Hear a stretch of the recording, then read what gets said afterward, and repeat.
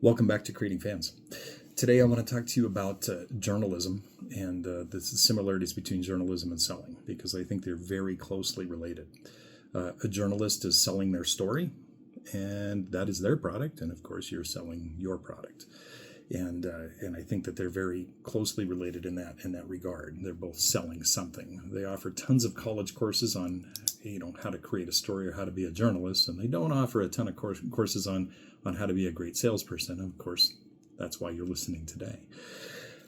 So a great journalist, what they're doing is they're going to answer those questions. And that's how they sell their story. Well, think about yourself. How are you selling your story? You're selling your story by asking. You've got to answer those questions as well. So very similar in that regards. So what are those questions? First question is who? Who is the main character of the story? Who are the supporting characters? Before you can read that story, before you're going to believe that story from that journalist, you need to answer those questions. And before somebody is going to buy something from you, you need to answer those questions as well. So who is the main character and who are the supporting characters?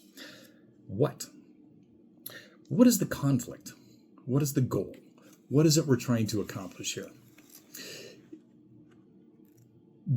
The conflict that comes out in journalism is, they're writing about wars or whatever the case may be. Your conflict is an internal or it could be an external conflict, and you need to discover that conflict before you are going to be able to sell them your product. When does the story take place? Of course, a journalist, the story already has taken place and they're reporting about it. Your story is about to take place. So when will that story take place? Why? Why are they choosing now? Why is the character choosing now to make this decision? What is the underlying reason? They don't just wake up and want to spend money. So what is the underlying reason as to why they're here and why they're shopping with you? How will the character achieve their goal? In journalism, you're looking at that, but in your case, it's really how the customer is going to pay for it. You need to know how they're going to pay for it. So what I call these is the 5w's and a how. And when these questions are answered, you can build your story. Remember this, 90%, over 90% of the population thinks in stories in their brain. And whether they think that way or not, stories will process 60,000 times faster than what a text will. Think about that. When they can create the story, when they put their story in their brain, they will process that 60,000 times faster. A little bit easier to get a yes at that point. So paint the picture. Paint the picture by creating the story. Answer the questions. Who, what, where, when, why, and how. When you can solve their problem and they can see the story that solves their problem, they will buy.